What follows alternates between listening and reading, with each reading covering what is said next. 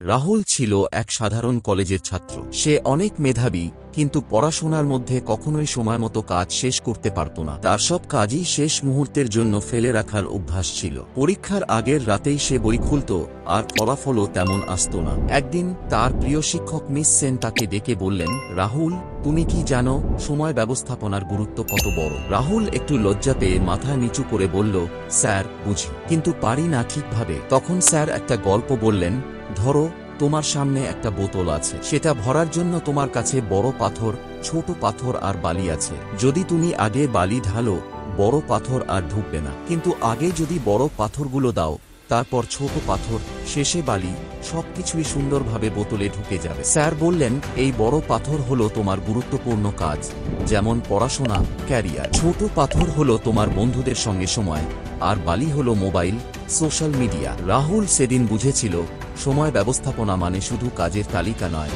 বরং কোন কাজ আগে করবে তা ঠিক করা। সে সেই রাতেই একটা রুটিন বানালো, কখন পড়বে, কখন বিশ্রাম নেবে। কয়েক মাসের মধ্যে রাহুলের জীবনে বদল আসতে শুরু করল। পরীক্ষায় ভালো ফলাফল, আত্মবিশ্বাসও বাড়ল। শেষে রাহুল নিজেই বুঝতে পারল, যে সময়ের মর্যাদা দেয়, সময়ও তাকে সাফল্যের মর্যাদা দেয়। এই গল্প আমাদের শেখায়, সময় ব্যবস্থাপনা শুধু অভ্যাস নয়, এটা সফলতার প্রথম সিঁড়ি। হ্যালো অডিয়েন্স, ভিডিওটি দেখার পর কিরকম লাগলো তা কমেন্ট করে বলবেন। আর ভিডিওটি থেকে যদি কিছু শিখে থাকেন বা ভালো লাগে তবেই সাবস্ক্রাইব করে বেল আই অল প্রেস করে লাইক করে যেতে পারেন। আর যদি শেয়ার করতে চান তবেই শেয়ার করবেন। ধন্যবাদ।